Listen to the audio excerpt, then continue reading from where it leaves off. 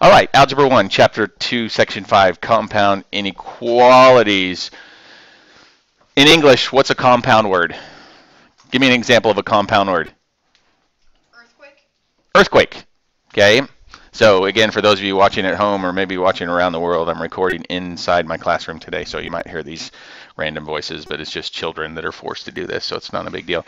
Okay, so earthquake was a compound word. What's another compound word? Race car. Okay, race car is also a what? It's the biggest. What's that thing called?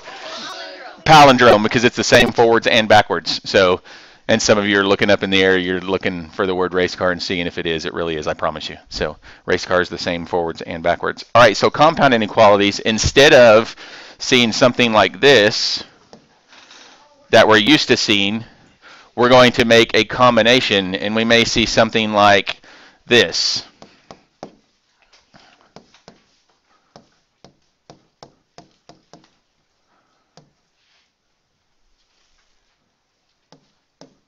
Okay, we might see something like that where there's actually two sides or there are two inequalities. So what I'm going to do is I'm going to erase this first one here because we don't need it anymore. And now I need to understand, it's kind of like absolute value. I'm going to have two equations here. Okay, and those equations simply will look like this. Where's my... Go. I don't want to start with that one. So I'm going to cover up my right inequality, and I'm going to solve what's on the left. So my first one is just going to be 12 is greater than or equal to x plus 2. And solve it normal. What's the first thing you would do? Before doing any math here, what would we do? Before doing any math.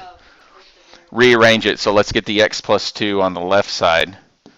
And again, remember that we have to flip the inequality as well. Now we're going to solve it. What's my one and only step? This is just a single step. Subtract 2 from both sides. And x is less than or equal to 10. Not a big deal, right? So now we take the second part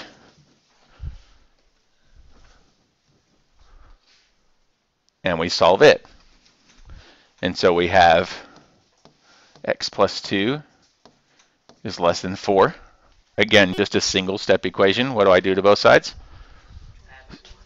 Ooh, subtract 2. Okay, so I'm going to subtract 2 from both sides.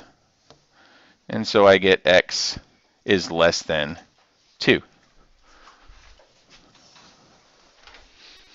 So, because these are smushed in together, okay, this is called, what are you doing?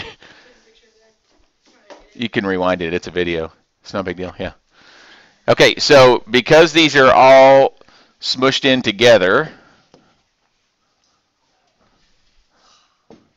okay, we're going to use the term and. Ugh, I don't want to do that. So I ask you, is there a number that is less than or equal to 10 and less than 2? There's lots of them, right? 1, 0, and then every single negative number all the way up to negative infinity. So are these two valid solutions? Yes. So I circle them and I move on. Now, some of you might say, well, what do you mean by valid solutions?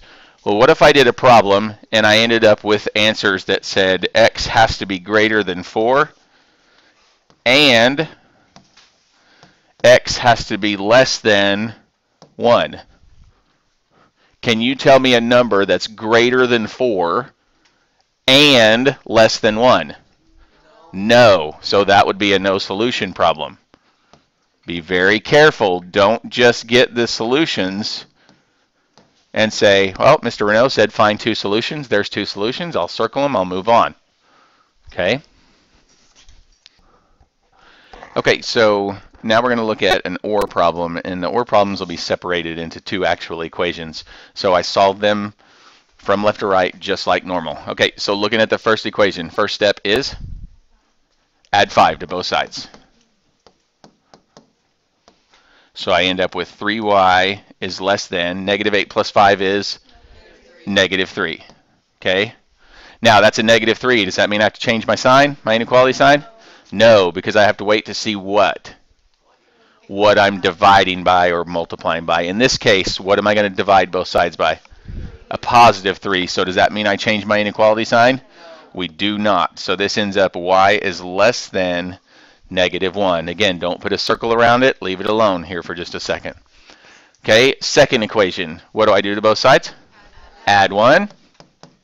Well, that's a nice add 1. Sweet. So I end up with 2y is greater than 6.